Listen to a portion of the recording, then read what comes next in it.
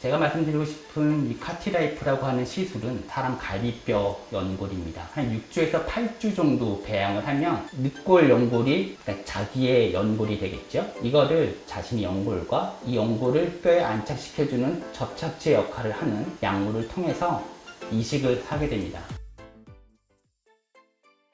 대신에 연골판이라고 하는 건 이렇게 C자 모양으로 초생뼈처럼 생겼다라고 해서 반월상 연골판이라고 합니다. 우리가 어떤 연골판이 파열됐다, 연골이 찢어졌다라고 하는 거는 이 연골판을 이야기를 하는 거고요. 이 연골판의 기능은 위에 볼록한 뼈와 아래 평평한 뼈를 맞춰주는, 그래서 충격을 흡수하고 주변에 완충을 해주면서 표면력을 좀 넓게 해주는 역할을 하는 거죠. 그래서 이 물렁물렁한 부드러운 이 연골판이 찢어지게 되면 찢어진 연골판이 뼈를 싸고 있는 연골을 직접적으로 긁게 되는 일이 벌어집니다. 또는 연골판과 관계없이 어떤 충격에 의해서 연골이 깨져버린 일이 벌어지죠. 그래서 깨진 연골이 떨어져 나가면 그 부위는 뽕 뚫리게 되는 일이 벌어집니다. 이거를 연골결손이라고 합니다.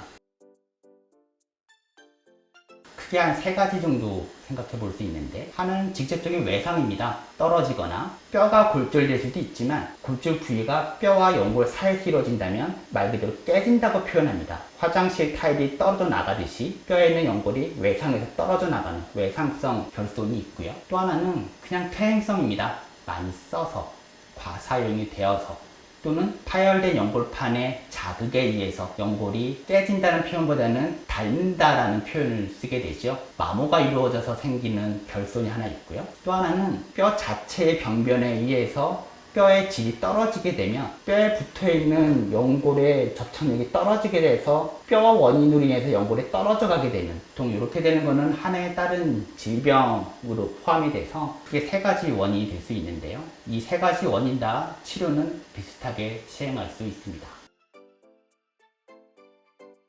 대부분 뼈가 노출이 되는 과정을 겪기 때문에 뼈에서 염증 세포들이 많이 나와서 실관절, 무릎 관절이 붓는다라고 표현합니다. 대부분 환자분들이 우리 퉁퉁 부었어, 우리 너무 빵빵해, 무릎에 너무 부어서 잘 안 펴져, 이런 증상으로 오게 됩니다. 그러면서 디딜 때마다 아프다라는 표현, 가장 주 증상은 무릎이 붓는다가 될 것입니다. 제가 말씀드리고 싶은 이 카티라이프라고 하는 시술은 크게 두 가지 컨셉이 있습니다. 하나는 우리 몸에서 나이가 들어도 무릎 연골과 유사하게 재생이 될 수 있는 구조물, 사람 갈비뼈 연골입니다.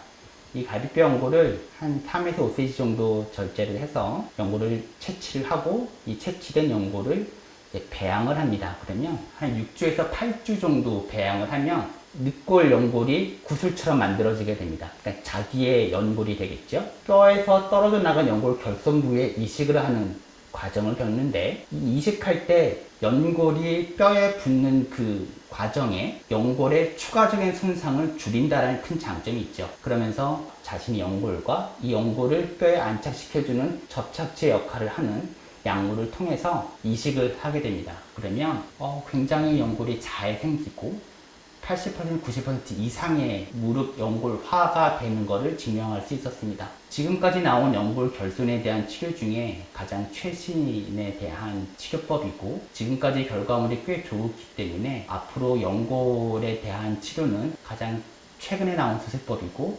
이것으로 한동안은 연골 결손을 극복할 수 있지 않을까 생각됩니다.